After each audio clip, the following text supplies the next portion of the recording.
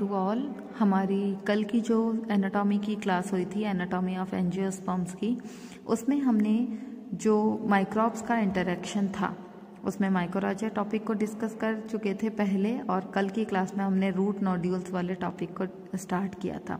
और root nodules भी हम नाइट्रोजन फिक्सेशन में किस तरीके से हेल्प करता है, क्या प्रोसेस होती है, हम उस टॉपिक को भी डिस्कस कर लिए थे। Next, today we are discussing about the topic root modification for mechanical support, यानी कि पौधे को यांत्रिक सहायता प्रदान करने के लिए रूट्स का मॉडिफिकेशन किस किस तरीके से होता है। आज की क्लास में हम उन टॉपिक्स पर बात कर रहे हैं।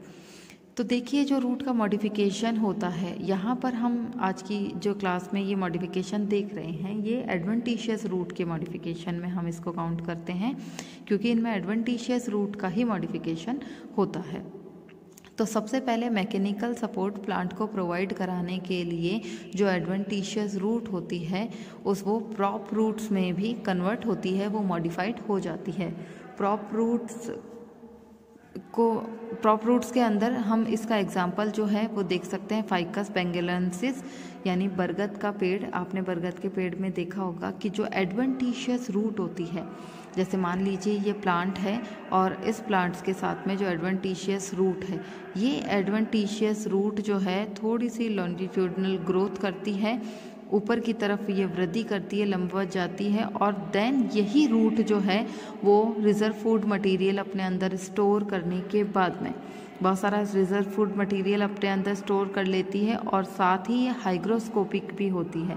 हाइग्रोस्कोपिक का मतलब होता है कि जो एनवायरमेंटल की जो नमी है, जो मॉइस्चर है, उसे ये ग्रहण करती है, उसे ये अवशोषित करती है और स्टेम की तरह फंक्शन करने लग जाती है। तो ये रूट एडवेंटिशियस रूट है, लेकिन इसका मॉडिफिकेशन इस तरीके का होता है कि ये पहले तो सॉइल सरफेस के हॉरिजॉन्टल ग्रो करती है, देन ये थोड़ी सी इलोंगेटेड हो जाती है, लंबी हो जाती है। लंबी होने के बाद स्टेम की तरह फंक्शन करती है, तो स्टेम के कारण यहाँ पर ब्रांचेस निकल जाती हैं, ब्रांचेस निकलती है, देन अगेन ये नीचे की तरफ आती है, और जब तक ये एरियल कांटेक्ट में रहेगी, ठीक है, वायु के संपर्क में रहेगी, तब तक तो इसका मेन फंक्शन क्या है, एनवायरमेंटल मॉइस्चर को एब्जॉर्ब करना। और जैसे ही ये सॉइल के कांटेक्ट में आती है, ये इसके अंदर दोबारा से ब्रांचिंग हो जाती है, एडवेंटिशियस रूट दोबारा से निकल जाती हैं, और ये सॉइल के अंदर भी फिक्स्ड हो जाती है। तो उस तरीके से बहुत सारी जो एडवेंटिशियस रूट है वो सॉइल के अंदर जाती है, देन वापस हॉरिजॉन्टली ग्रो करती है, देन लॉन्जिट्यूडनल ग्रो करती है, ऊपर की तरफ जाती है और स्टेम की तरफ फंक्शन करने लग जाती है। इसीलिए यहाँ पर हम इस प्लांट में इसको इजीली आइडेंटिफाई नहीं कर पाते हैं कि कौन सा पार्ट इसका एडवेंटिशियस रूट का है और कौन सा इसका मेन स्टेम है। मेन स्टेम की तरह ही ये कन्वर्ट हो जाती है। तो ये था हमारा प्रॉप रूट। प्रॉप रूट के बाद में आ जाता है स्टिलेट रूट। स्टिलेट रूट को हम कुछ सहायक मूलों के नाम से या अवप्रक मूल के नाम से भी जानते हैं। मोनोकॉट्स के केस में ये ज़्यादातर आपको देखने को मिलेगा, और मोनोकॉट्स में भी जो सॉर्गम है, सॉर्गम वल्गेयर यानी जवार का पौधा, उस जवार के पौधे में शुगर कैन के अंदर इनमें आपको देखने को मिलेगा। ये इसका मॉडिफिकेशन जो होता है वो स्टिलेट रूट्स का, ये किसी भी तरीके का मैकेनिकल सपोर्ट प्लांट को प्रोवाइड कराती है।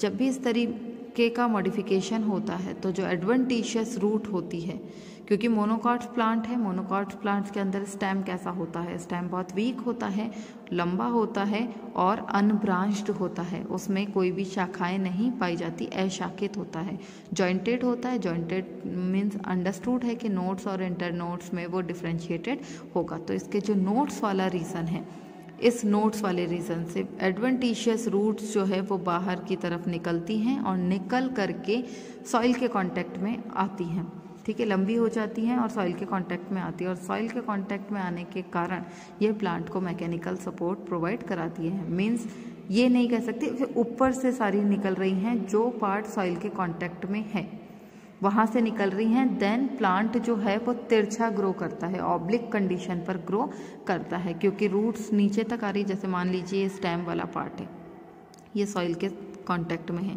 इस पार्ट्स पे नोड्स और इंटरनोड्स प्रेजेंट है, तो जो नोड्स वाला रीजन है यहाँ से निकला, यहाँ से एडवेंटिशियस रूट निकलती गई और सॉइल के कांटेक्ट में आ गई, जिसके कारण इस पर्टिकुलर एरिया को मैकेनिकल सपोर्ट मिला। ऊपर वाला एरिया जो था वो इसी तरीके से इलोंगेटेड होकर के ग्रोथ करता रहेगा। देन इस वाले रीजन से एडवेंटिशियस रूट निकलेगी और एडवेंटिशियस रूट जो है ये इलोंगेटेड होकर के नीचे तक आती है। इसके कारण प्लांट जो है थोड़ा सा नीचे की तरफ हॉरिजॉन्टली ग्रो करता हुआ आपको दिखाई देगा, सीधा खड़ा हुआ कम देखने को मिलता है। शुगर केन में तो मिलेगा, इट मीन्स यहाँ पर मॉडिफिकेशन थोड़ा सा कम होता है, जबकि सॉर्गम वल्गेयर या ज्वार वाला पौधा जो है उसमें इस तरीके के मॉडिफिकेशन आपको देखने को मिलेंगे। नेक्स्ट है हमारा क्लाइंबिंग रूट्स। ये सारी रूट्स जो है ये मैकेनिकल सपोर्ट प्रोवाइड कराने के लिए ही है। क्लाइंबिंग रूट्स पाइपर बीटल यानी पान के पत्ते, अगर आपने देखे होंगे पान की पत्तियां या पान का पौधा, उसमें वो क्लाइंबिंग रूट्स प्रेजेंट होती। वही नोट्स वाले पार्ट से, नोट्स और इंटरनोट्स वाले पार्ट से एडवेंटिशियस रूट्स जो हैं वो निकलती हैं। इसका बेस्ट एग्जांपल आपने पोथस देखा होगा, पोथस मनी प्लांट के अंदर जिस तरीके से रूट्स निकलती है, एडवेंटिशियस रूट्स निकलती हैं, तो वो एडवेंटिशियस रूट्स जो है वो प्लांट को हेल्प करती है ऊपर चढ़ने में उसकी क्लाइंबिंग के लिए। तो उस तरीके की रूट्स जो हैं ये कहलाती हैं क्लाइंबिंग रूट्स, जो कि प्लांट को मैकेनिकल सपोर्ट प्रोवाइड कराती है। फाइकस प्यूमिलिया में भी सेम इसी तरीके, जैसे मनी प्लांट के अंदर आपको देखने को मिलेगा, उसी तरीके से इनमें भी एडवेंटिशियस रूट्स जो होती हैं वो हेल्प करती हैं प्लांट्स को ऊपर ले जाने के लिए या तने को एक सहायता प्रदान करने के लिए। देन बटरस रूट जो होती है ये वहाँ देखी जाती है जहाँ पर सदाबहार वन पाए जाते हैं और जो प्लांट्स होते हैं उनकी हाइट बहुत ज़्यादा होती है, बहुत लंबे लंबे पौधे वहाँ पर ग्रो करते हैं। तो ये बटरस रूट जो है वो ट्रॉपिकल एवरग्रीन फॉरेस्ट के अंदर आपको देखने को मिलेगी। और ये जो ट्रॉपिकल एवरग्रीन फॉरेस्ट है वहाँ पर लंबे लंबे, जैसे डलबर्जिया, सीसू आपने देखा होगा, देवदार, शीशम का पौधा, अकेसिया, बबूल का पौधा, तो ये जो है बड़े बड़े प्लांट्स हैं। ये बॉम्बेक्स मेलाबरेका जो बॉम्बेक्स प्लांट है, ये सारा टिम्बर यील्डिंग प्लांट्स होता है जिनसे इमारती लकड़ियाँ बनती हैं। तो शीशम वगैरह जो है ये इन बड़े बड़े प्लांट्स की हाइट बहुत ज़्यादा होती है। और जहाँ पर इन प्लांट्स की हाइट ज़्यादा होती है लेकिन इसमें जो रूट्स पाई जाती हैं एडवेंटिशियस रूट्स, वो सॉइल के कांटेक्ट में रहती हैं, लेकिन वो इतनी स्ट्रांग नहीं होती कि वो कंप्लीट प्लांट को स्टेबल रख सके, उसे सीधा खड़ा रख सके। तो इसीलिए जो मेन स्टेम वाला पार्ट होता है उस स्टेम पार्ट से ही इस तरीके की ब्रांचेस निकल जाती है। ब्रांचेस जो हैं वो बड़ी बड़ी मोटी मोटी लकड़ियों की तरह होती है, बड़े बड़े मोटे स्टेम की तरह होती हैं, और ये जो है यही इस प्लांट को मैकेनिकल सपोर्ट प्रोवाइड कराती है। मॉडिफिकेशन ये भी एडवेंटिशियस रूट का है, लेकिन कुछ एडवेंटिशियस रूट्स तो जो सॉइल के कांटेक्ट में रहती है वो तो अंदर है, लेकिन जो स्टेम पार्ट है उस स्टेम पार्ट से ही हॉरिजॉन्टली कुछ पट्टे जैसी संरचनाएं निकलती हैं, और ये पट्टे जैसी संरचनाएं जो हैं ये एडवेंटिशियस रूट का ही मॉडिफिकेशन है, जो कि प्लांट को सीधा खड़ा रखने में मदद करता है, उसे मैकेनिकल सपोर्ट प्रोवाइड कराता है। इसीलिए इसे बटरस रूट के नाम से भी जाना जाता है। तो ये थे हमारा फोर्थ टाइप का रूट मॉडिफिकेशन। इससे पहले हम फूड स्टोरेज का टॉपिक डिस्कस किए थे, इंटरेक्शन, रूट नोड्यूल्स वाला टॉपिक डिस्कस हो गया था, और नेक्स्ट है ये हमारा मैकेनिकल सपोर्ट के लिए। इसके बाद बात करते हैं फोटोसिंथेटिक रूट। फोटोसिंथेटिक रूट्स यानी ऐसी रूट्स जो कि प्रकाश संश्लेषण में मदद करती हैं। अब नाम से ही थोड़ा सा अजीब लग रहा है क्योंकि रूट्स जो होती है वो उसमें क्लोरोफिल प्रेजेंट नहीं होता, तो जब क्लोरोफिल प्रेजेंट नहीं होगा तो फोटोसिंथेटिक एक्टिविटी किस तरीके की होगी। लेकिन यहाँ पर कुछ प्लांट्स के अंदर रूट्स का मॉडिफिकेशन इस तरीके से होता है कि उनमें क्लोरोफिल प्रेजेंट होता है और वो कंटिन्यूअस लाइट के साथ में कनेक्टेड रहती हैं, प्रकाश की उपस्थिति में एक्सपोज्ड रहती हैं। जैसे टीनोस्पोरा है, ट्रापा है, अभी कोरोना के टाइम पे आपने गिलोय जूस पड़ा होगा तो पिया होगा, तो वो जो गिलोय की जो प्लांट है उसमें भी तो वो रूट पार्ट जो होता है, जो एडवेंटिशियस रूट्स होती हैं, वो एडवेंटिशियस रूट्स टीनोस्पोरा वगैरह में, ट्रापा के अंदर, इनके अंदर जो रूट्स का मॉडिफिकेशन होता है उसमें रूट के अंदर क्लोरोफिल पाया जाता है। और ये रूट जो है ये एरियल पार्ट में रहती हैं, ऊपर की तरफ रहती हैं और साथ ही सनलाइट के कांटेक्ट में आती रहती है। तो क्लोरोफिल प्रेजेंट है, सनलाइट के कांटेक्ट में आ रही हैं, तो ये कार्बन डाइऑक्साइड को एब्जॉर्ब करने के साथ में फोटोसिंथेटिक एक्टिविटी करती रहती है, प्रकाश संश्लेषी क्रियाएं करती हैं। इसीलिए ये फोटोसिंथेटिक रूट कहलाती हैं। मतलब ऐसी रूट, ऐसी जड़ जिनमें क्लोरोफिल प्रेजेंट होता है और ये सनलाइट के कांटेक्ट में रहती हैं, इसीलिए ये फोटोसिंथेसिस एक्टिविटी को करती रहती हैं। Example Tinospora, Trapa, पोडोस्टोमन,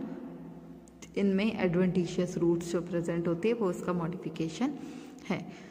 then next है हॉस्टीरियल रूट्स और पैरासाइट रूट्स। पैरासाइट रूट्स मतलब किसी ऐसी रूट्स जो कि पैरासिटिक होती हैं, यानी पूरी तरीके से किसी के ऊपर डिपेंडेंट रहती हैं। तो आपने अमर बेल नाम सुना होगा, कस्क्यूटा बॉटनिकल नेम है उसका। अमर बेल, आकाश बेल के नाम से भी जाना जाता है। लॉरेंथस जंगली मटर जो है वो एक आती है गार्डन मटर जो पाइसम सटाइवम, और दूसरा जंगली मटर लॉरेंथस। तो कस्क्यूटा, लॉरेंथस और विस्कम, इसमें क्या होता है, हॉस्टीरियल रूट्स का डेवलपमेंट होता है। मतलब एक है मेन प्लांट, इस मेन प्लांट के ऊपर इस तरीके से अमर बेल जो है वो पूरी तरीके से लिपटी रहती है, कॉइल्डेड रहती हैं।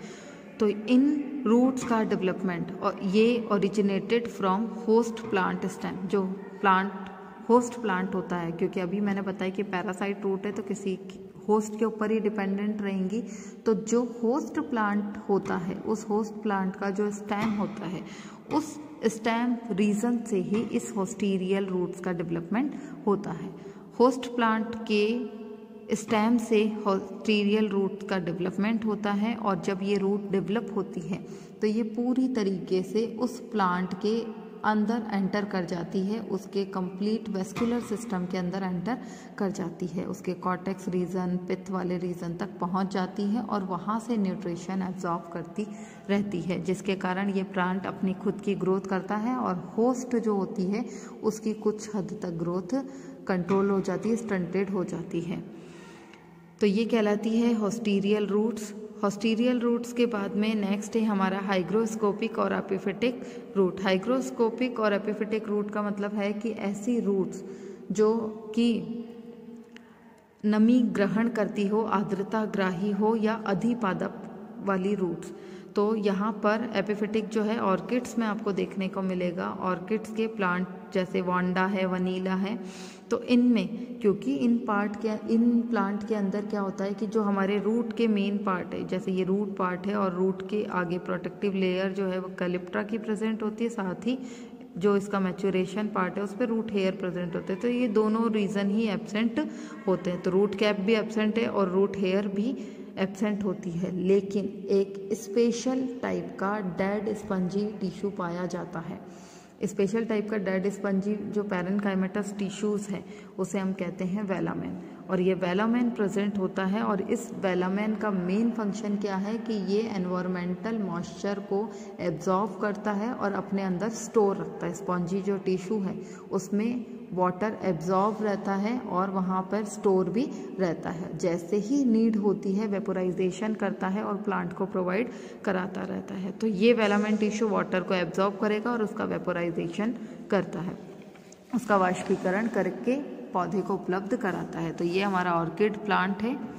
इस ऑर्किड प्लांट की, ये हमारा कौन सा प्लांट है, ऑर्किड प्लांट है। तो इस ऑर्किड प्लांट के अंदर जो हाइग्रोस्कोपिक है, ये स्टेम पार्ट, ये फ्लावर है, और यहीं से कुछ हाइग्रोस्कोपिक रूट्स का डेवलपमेंट होता है। जब इस रूट्स का टीएस सेक्शन हम कट करके देखेंगे तो यहाँ पर ये तो थिकनिंग वाली सेल्स है जहाँ पर थिकनिंग प्रेजेंट है लिग्निन सुबेरिन की, और उसी के साथ कुछ specialised dead parenchymatous tissues, spongy tissues present होते हैं, और ये टिश्यू ही क्या कहलाता है, वेलामेन टिश्यू। देन एंडोडर्मिस और पिथ वाला लेयर यहाँ अंदर की तरफ प्रेजेंट होगा। इट मीन्स ये कॉर्टेक्स रीजन के अंदर ही प्रेजेंट होती है स्पॉन्जी पैरेन्काइमेटस सेल्स, और ये वेलामेन कहलाती हैं। और ये वेलामेन का मेन फंक्शन है कि एनवायरमेंटल जो हमारा ये जो मॉइस्चर है, जो नमी है, उस मॉइस्चर और नमी को ये स्टोर करके अंदर रखता है। नेक्स्ट है लीफ रूट्स। लीफ रूट्स यानी ऐसी पत्तियां जो कि लीफ पर प्रेजेंट होती, ऐसी जड़ें जो कि लीफ पर प्रेजेंट होती है। तो bryophyllum is best example for leaf roots. Bryophyllum पत्थर चट्टा, आपने नाम सुना होगा, ब्रायोफिलम और बिग्नोनिया। इसमें लीफ पार्ट जो होता है उस लीफ के ऊपर ही एडवेंटिशियस रूट्स का या एडवेंटिशियस बड्स प्रेजेंट होती हैं। जैसे ही आप ब्रायोफिलम लीफ को सॉइल के कांटेक्ट में थोड़े टाइम के लिए रखेंगे तो ब्रांचिंग निकल आती है। उसके पीछे रीज़न ये है कि जो लीफ पार्ट है इसमें, ब्रायोफिलम की लीफ में यहाँ पर एडवेंटिशियस बर्ड्स प्रेजेंट होती है और इन एडवेंटिशियस बर्ड्स से ही एडवेंटिशियस रूट्स का मॉडिफिकेशन हो जाता है, ब्रांचेस निकल आती हैं। तो that is called leaf roots. Next है हमारा रूट फ्लोट्स और फ्लोटिंग रूट्स। ऐसी रूट्स जो कि फ्लोटिंग में हेल्प करें, ऐसा मॉडिफिकेशन जो कि फ्लोटिंग में हेल्प करता है। इसका एग्जांपल है जूसिया रेपेंस। जूसिया रेपेंस में क्या होता है कि जो मेन एडवेंटिशियस रूट होती है वो तो प्लांट को वाटर के अंदर रखने में मदद करती है। इसी के साथ जो स्टेम पार्ट होता है उस स्टेम पार्ट के अंदर ही, स्टेम के कनेक्टिव पार्ट से ही एडवेंटिशियस रूट का मॉडिफिकेशन इस तरीके का हो जाता है कि वो वाइट कलर की एक थिक स्ट्रक्चर, एक मोटी संरचना, एक इलोंगेटेड स्ट्रक्चर की फॉर्म में दिखाई देती है। ये वाइट कलर का होता है स्टेम, ये रूट्स का मॉडिफिकेशन है और वो रूट और स्टेम के बीच में जो कनेक्टिव पार्ट होता है वहाँ पर प्रेजेंट होती है। इसकी सबसे इम्पॉर्टेंट स्पेशलिटी ये है कि इसमें एरेनकाइमा बहुत ज़्यादा प्रेजेंट होती है, एयर कैविटी पाई जाती है और ये जो एयर कैविटी है वही इस प्लांट को हेल्प करती है वाटर फ्लोटिंग के लिए, पानी में तैरने के लिए मदद करती है। इसीलिए इसे फ्लोटिंग रूट्स के नाम से जाना जाता है। लास्ट है हमारा रिप्रोडक्टिव रूट्स। और रिप्रोडक्टिव रूट्स का मतलब होता है कि ऐसी रूट्स जो कि रिप्रोडक्शन में मदद करें, जो कि जनन में मदद करे, प्रजननकारी जड़ें इन्हें कहा जाता है। तो एस्परेगस या आपने शतावर नाम सुना होगा, डहेलिया, इनमें रूट्स जो होती हैं उनमें एडवेंटिशियस बर्ड्स पाई जाती हैं। एडवेंटिशियस बर्ड्स हैं और ये एक तरीके के वेजिटेटिव रिप्रोडक्शन में मदद करती है। जैसे मान लीजिए हमारा प्लांट पार्ट है, ये रूट पार्ट है और इस रूट के अंदर ये सॉइल पार्ट है। इस रूट का मॉडिफिकेशन कुछ इस तरीके से होता है जिसके कारण एक बड लाइक स्ट्रक्चर का फॉर्मेशन हो जाता है। और ये जो बड है ये कहाँ पर प्रेजेंट होती है? रूट और स्टेम के बीच का जो कनेक्टिव पार्ट होता है जो कि सॉइल सरफेस पर रहता है। ये इस बड का फॉर्मेशन कैसे होता है? तो ये जो प्लांट है, ये प्लांट अपने अंदर कुछ रिजर्व फूड मटेरियल स्टोर करके रखता है। रूट पार्ट अपने अंदर कुछ रिजर्व फूड मटेरियल स्टोर करके रखता है और स्टोर करने के बाद में एक बड लाइक स्ट्रक्चर का फॉर्मेशन करता है। इसे हम कहते हैं एडवेंटिशियस बर्ड्स। तो ये जो एडवेंटिशियस बर्ड्स है, जैसे ही अनफेवरेबल कंडीशन होती है तो इससे अलग हो जाती है, मेन प्लांट से अलग हो जाती है और उसके बाद में एक नए प्लांट बॉडी का डेवलपमेंट कर देती है जो कि एक वेजिटेटिव रिप्रोडक्शन का मेथड है। इसीलिए इसे रिप्रोडक्टिव रूट्स के नाम से जाना जाता है। तो ये था हमारा रूट का मॉडिफिकेशन। आज की क्लास के लिए इतना ही। नेक्स्ट टॉपिक हम कल की क्लास में डिस्कस करेंगे। Thank you.